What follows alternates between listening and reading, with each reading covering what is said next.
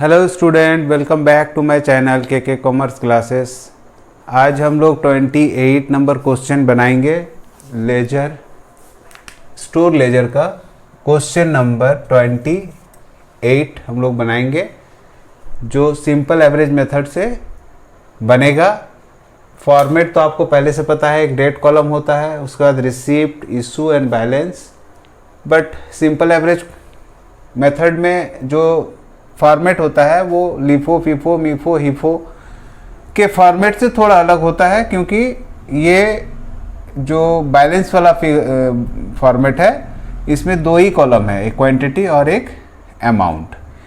इस मेथड में आपको हल्का फुल्का वर्किंग आपको करना होगा एवरेज निकालने के लिए। तो चलिए वीडियो को स्टार्ट करते हैं और क्वेश्चन नंबर 28 को बनाते हैं।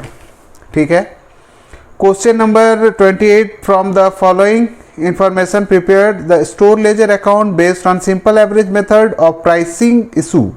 2014 में कुछ ओपनिंग बैलेंस दिया हुआ 1000 unit at the rate of ₹60 unit and issue है, फिर रिसीव है, फिर इशू है, कुछ रिसीव है, कुछ रिफंड भी है। ठीक है, तो ये सब हम लोग कैसे लेजर में पोस्ट करेंगे वो हम लोग अभी बना के देखते हैं और क्वेश्चन को स्टार्ट करते हैं। 2014 लिखकर यहाँ फर्स्ट मार्च को ओपनिंग बैलेंस है। जैसा कि आप जानते हैं ओपनिंग बैलेंस रिसीव नहीं करते हैं, पहले से होता है हम लोग के पास, तो वो है 1000 यूनिट, जो कि यूनिट में हम लोग लिख देंगे 1000 और 6, एक यूनिट का 60 रुपीज़ है। ठीक है, 3 मार्च को इशू करना है 140 यूनिट। तो इशू में आ जाते हैं, इशू में 140 यूनिट आपको इशू करना है। 60 का रेट का तो है ही, तो 60 लिखेंगे और इसको इंटू अगर करेंगे तो 84 और 2 ज़ीरो लगा दीजिए। तो आपका जो बैलेंस आएगा वो आएगा 860 और इसमें से इसको माइनस करके आप लिखेंगे अगर, तो आपका 600 तो ज़रूर आएगा और 600 51,600। फिर 4 मार्च आएगा, तो 4 मार्च को क्या होगा, फिर से इशू है। कितना इशू है? 250 यूनिट। 60 का ही रेट से होगा, क्योंकि ये जो ओपनिंग बैलेंस है 60 रुपीज़ पर यूनिट के हिसाब से है। अब इसको इंटू करेंगे अगर हम लोग तो 15,000 आएगा और बैलेंस क्या बचेगा 860 में अगर 250 माइनस करते हैं तो 0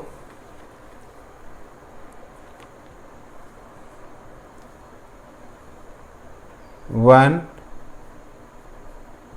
610 यूनिट बचेगा और इसमें से इसको माइनस करना है। 51,600 में से 1500 को माइनस करना है। 51,600 और 15,000 को माइनस करेंगे तो क्या आएगा 36,600। ठीक है, अब मार्च 8 को हम लोग को फिर से इशू करना है 210 यूनिट। 60 का रेट से ही होगा, क्योंकि आपके पास नया कोई स्टॉक आया नहीं, तो हम लोग उसका अभी एवरेज निकाल नहीं सकते हैं। अगर 60 का रेट से है तो इसका इंटू करेंगे तो 2 ज़ीरो तो आएगा ही आएगा और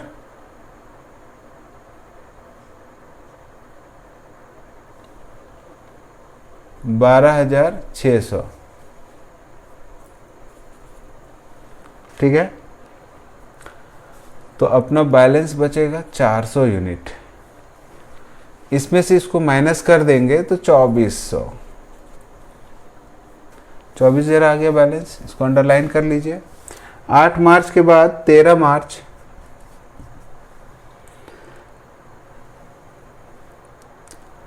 $400 यूनिट रिसीव करेंगे, वो भी 59 के रेट से। तो ये दोनों को इंटू करेंगे तो 20 तो आएगा ही आएगा, और 23,600 इशू तो होगा नहीं। 400 यूनिट पहले का है और 400 यूनिट अभी, तो 400 कितना होता है 800। और ये जो फिगर है अभी जो परचेस किए, ये वैल्यू अब प्लस 24,000 को आप ऐड कर लीजिए। तो 48 में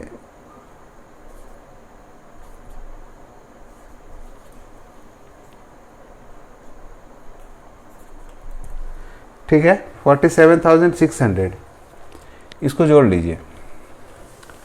अब देखना ये जो स्टॉक है ये 60 रुपया का रेट का है। अभी नया जो स्टॉक आया 59 रुपीस पर यूनिट का रेट का है। अब आपको समझ में आ रहा है, 2 रेट का स्टॉक अपने पास आ चुका है। ये 800 यूनिट जो है ये 60 यूनिट वाला ही, 60 रुपीस पर यूनिट वाला ही स्टॉक नहीं है। इसी 800 में 59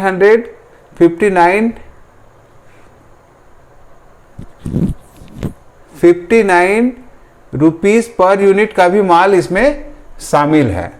अब क्या है, 14 मार्च को लिखा है refund of surplus from a work order 30 unit at the rate of ₹58 per unit. आपको 14 मार्च को 30 यूनिट रिसीव करेंगे। जो सरप्लस है, फैक्ट्री में गया था वो स्टॉक, मगर अभी तक उसका यूज नहीं हो पाया, तो वो स्टॉक को हम लोग क्या किए, रिटर्न कर दिए। आप इसको और इसको इंटू करेंगे तो 1740 रुपया का स्टॉक हमको रिटर्न मिला है। वो आप यहाँ पर कैसे लिखेंगे, 800 प्लस 30 यूनिट जो वापस आया, तो 830 यूनिट हो जाएगा। और ये वैल्यू को आप जोड़ देंगे तो आपका आ जाएगा 49,340। इसको अंडरलाइन कर लीजिए। और 14 मार्च के बाद 16 मार्च को इशू करना है। देखिए अब थोड़ा ध्यान से देखिएगा, इस मेथड का जो मेन काम है अब स्टार्ट होगा। ठीक है, इशू करना है हमको वो 350 यूनिट। अब हम लोग को ये डिसाइड करना है कि यहाँ पर जो रेट होगा वो क्या होगा। आपको पता है अभी तक जो 800 यूनिट था वो 400 यूनिट 60 का रेट का था, और नया स्टॉक जो आया था वो 59 का था, और 30 यूनिट जो और आया अपने पास, जिसको लेने के बाद ही 830 यूनिट हुआ है, वो 58 का है। और 1 2 3 तरह का रेट का स्टॉक हो गया, इसलिए 3 से डिवाइड करेंगे और एक एवरेज प्राइस निकालेंगे जो कि 177 डिवाइडेड बाय 3 होगा, जिसका रेट आएगा आपका लगभग 59 पर यूनिट। ठीक है, अब 59 के रेट से हम लोग इसको इशू कर देंगे, क्योंकि हमारा जो प्राइस आया एवरेज में वो 59 पर यूनिट आया है। और 350 इंटू 59 से अगर हम लोग इंटू करते हैं तो ये अपना आ जाएगा 20,650 रुपीज़। अब का आगे का प्रोसेस आप याद रखिए कैसे करना है। इशू तो कर दिए, ये रेट भी हम लोग कैलकुलेट कर लिए। अब हम लोग को इंटू करने के बाद जो वैल्यू है वो भी पता चल गया। यहाँ से जो स्टॉक बचा हुआ था 830 में से माइनस कर दीजिए 350, तो आपके पास बचेगा कितना, 480 यूनिट आपके पास बच रहा है। तो ये 480 ऐसे करके लिखेंगे, इसमें से इसको माइनस करके।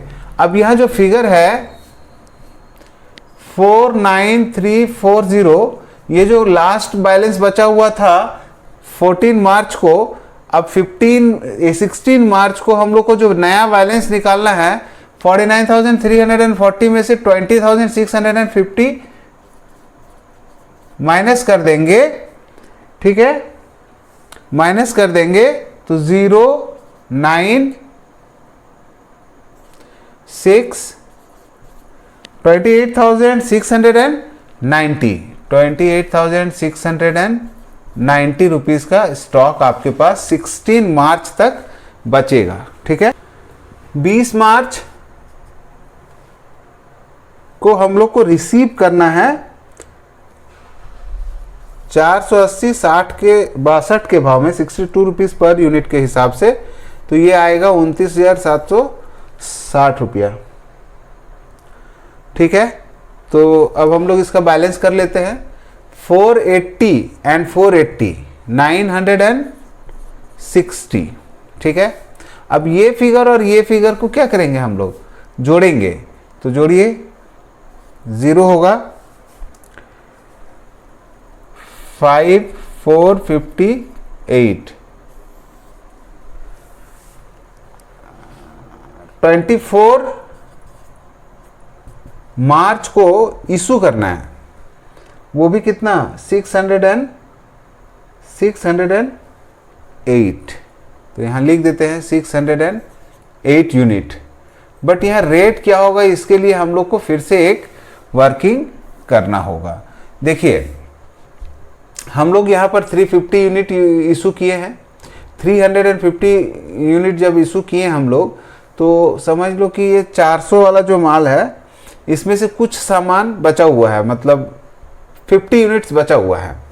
तो यहाँ पर हम 60 रुपीज़ लेंगे, क्योंकि जो ओपनिंग स्टॉक है 1000 वो पूरा अभी तक इशू नहीं हुआ। आप इसको यहाँ से यहाँ तक जोड़ लीजिए, 1000 नहीं होगा, ये 10 इसको दे देते हैं तो 150, 250, 400, 500, 600, 6, 3, 950 यूनिट ही हो रहा है। मतलब 50 यूनिट अभी भी इस 1000 वाला में से होगा, तो इसीलिए 60 लिखे हम, क्योंकि वो 60 वाला माल अभी भी बचा हुआ है।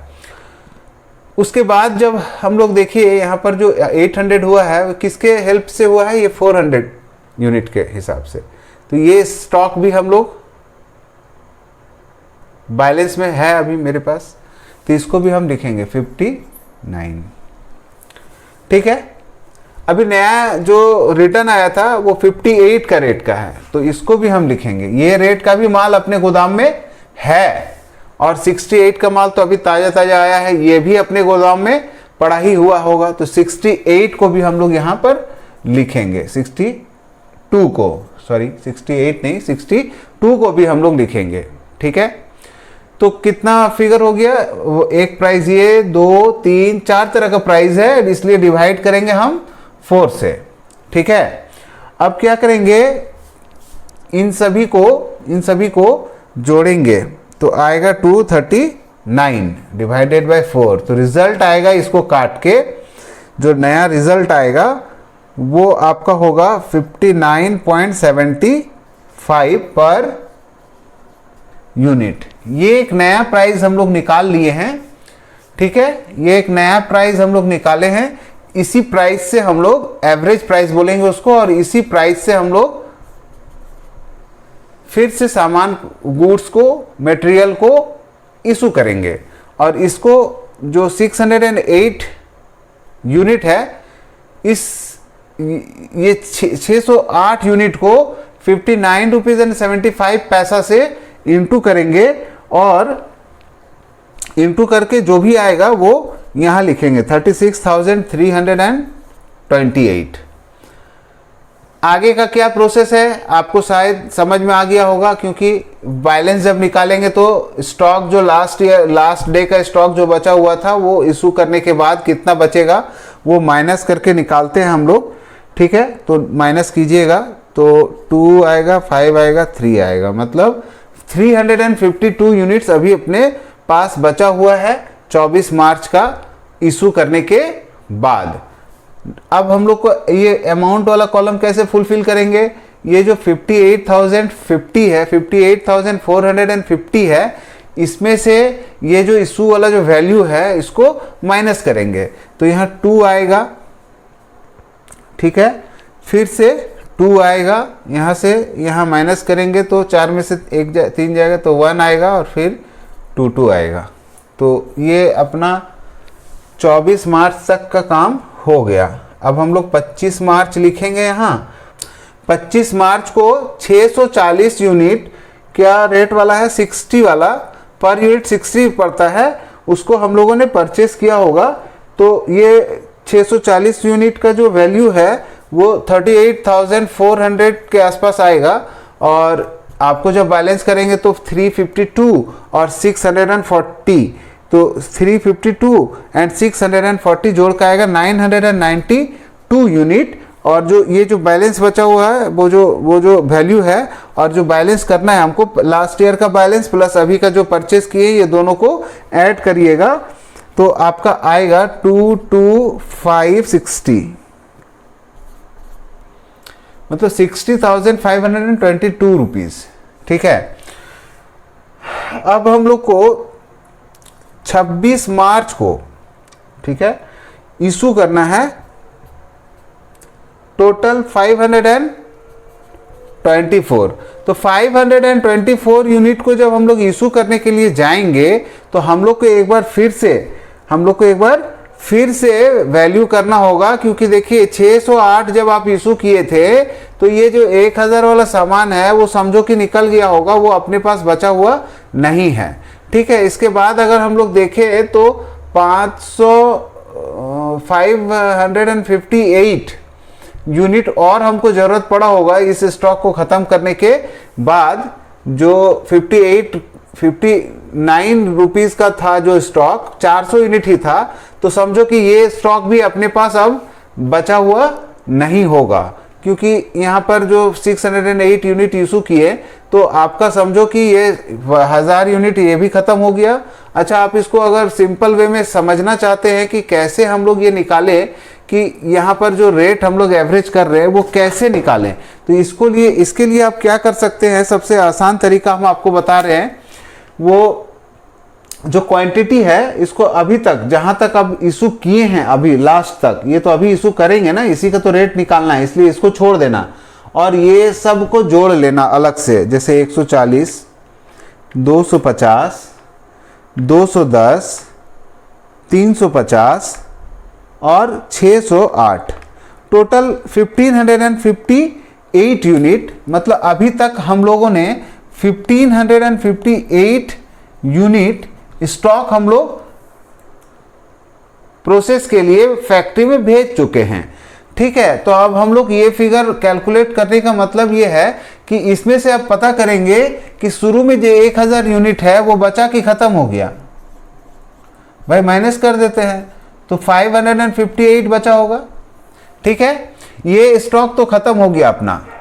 अब हम लोग को चेक करना है कि 1000 के बाद जो स्टॉक आया था अपने पास वो था 400 यूनिट, तो इसको भी माइनस कर दीजिए क्योंकि ये भी तो खत्म हो गया होगा। तो ये जो 400 यूनिट आया था, ये भी स्टॉक अपने पास है नहीं, वो भी खत्म हो चुका है।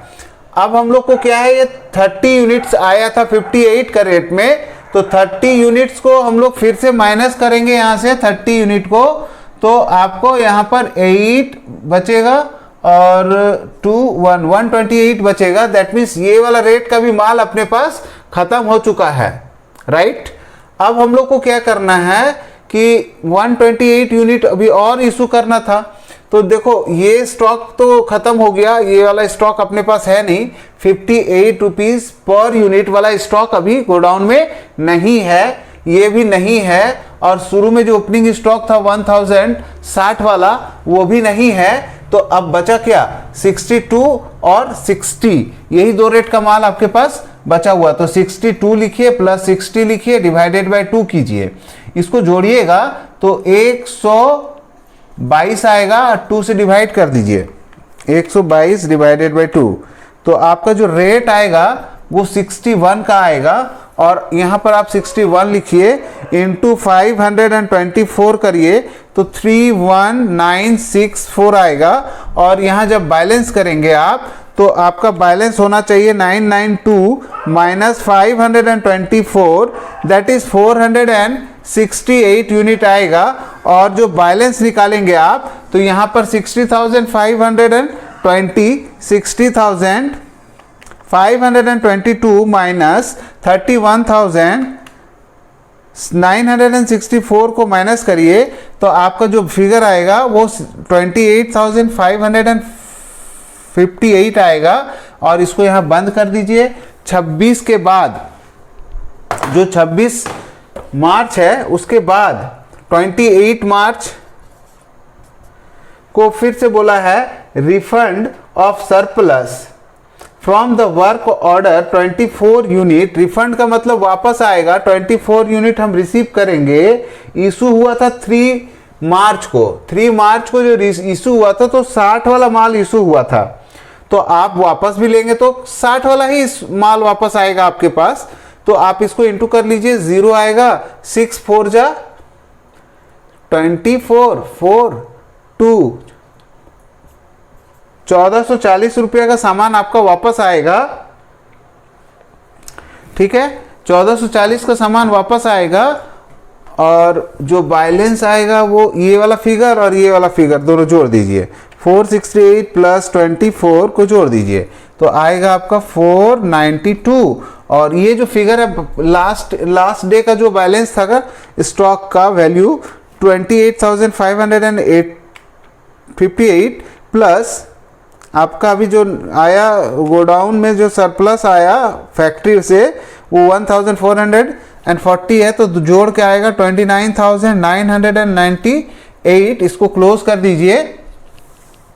अब क्या करना है आपको, एक लास्ट 28 के बाद 30 को 150 30 मार्च 150 unit at the rate of ₹64 का आपने फिर से परचेस कर लिया है। 150 इंटू 64 दैट इज 9,600। अब फिर देखिए लास्ट में बैलेंस कैसे निकालते हैं आपको पता है ना, 492 लास्ट डे का बैलेंस है तो 492 आप लिखो पहले, प्लस 150 और परचेस कर लिए। आपके पास स्टॉक कितना हो जाएगा गोदाम में, 642 यूनिट। और इसका वैल्यू कैसे निकालते हैं, लास्ट डे का वैल्यू देखिए और करेंट डे का परचेज का वैल्यू देखिए। 2998 प्लस 9600 दैट इज जोड़ के आएगा आपका 39,598। यही आपका 30 मार्च तक जो कि लास्ट ट्रांजैक्शन है आपका, लास्ट 30 मार्च को जो आपका बैलेंस बचा है यही फिगर क्या होगा आपका, क्लोजिंग स्टॉक हो जाएगा। और यूनिट में बोलेंगे तो closing stock in unit 642 unit होगा। आप टोटल इशू को आप टोटल कर सकते हैं, टोटल रिसीव को आप टोटल कर सकते हैं। बुक में इसका आंसर भी दिया हुआ रहता है, तो ये सब को जोड़ेंगे आप, ठीक है, उसको जोड़िएगा तो आएगा 49124 1,24,942 आएगा। और इसको जोड़िएगा तो आएगा 045 401 1,04,54 रुपीज़। देखिए ये एवरेज मेथड जो होता है, सिंपल एवरेज मेथड, इसमें बहुत सारे लोगों को ये बात समझ में नहीं आता है कि हम लोग 60, 59, 58 को क्यों जोड़े। ठीक है, अगर आप यहाँ पर आएंगे तो 62 और 60 को ही क्यों जोड़े, और भी तो रेट था उसको क्यों छोड़ दिए। पूरा वीडियो अगर देखेंगे तो अच्छे से डिटेल्स में हम आपको बताए हैं कि किस तरह से हम लोग इस चीज़ को डिसाइड करते हैं कि कौन सा रेट को जोड़ के एवरेज लाना चाहिए। ठीक है, तो ये वीडियो यहीं पर हम समाप्त करते हैं क्योंकि ये क्वेश्चन पूरा हो चुका है। आई थिंक आपको समझ में भी आ गया होगा। वीडियो को ज़्यादा से ज़्यादा अपने दोस्तों में शेयर करें ताकि हम लोग को कुछ मोटिवेशनल पावर मिले, ताकि हम ज़्यादा से ज़्यादा वीडियो आपके लिए बना सके। Thank you.